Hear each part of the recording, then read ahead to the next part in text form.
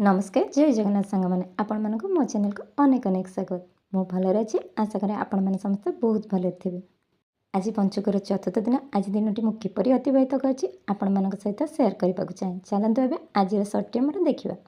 पंचक आखिरे निद ना रात 3टार निद भांगी जाऊँगी। प्रथमे घर झाड़ू मारी पोछापोछि कर मुंड धोई गाधे पड़ी निजर नित्यकर्म सारीदे ठाकुर घर को ठाकुर पूजा जाइली।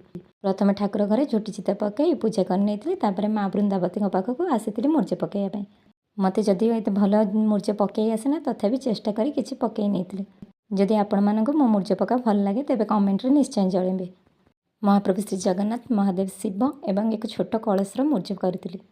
आज बड़ ओषा थिबार क्षीर बेलपत्र भोग नहीं शिव को दर्शन पाई बाहरी पड़ू। प्रथमे महादेव को क्षीर अर्पण कर दर्शन करूँ।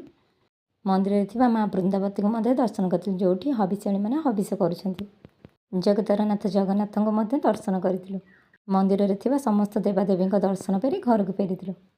घर को फेरी किसी जलखिया खाए नहीं निजर नित्यकर्म लगी पड़ू। गृहिणी मानकर केते काम आपण मानक समस्त को जना थिबो। पंचुक सकाଳେ प्रथम काम है मूर्ज पका ठाकुर पूजा आ मंदिर दर्शन। बाकी काम एवं आरंभ करी। वीडियो भल लगे चैनल टी सब्सक्राइब करेंगे।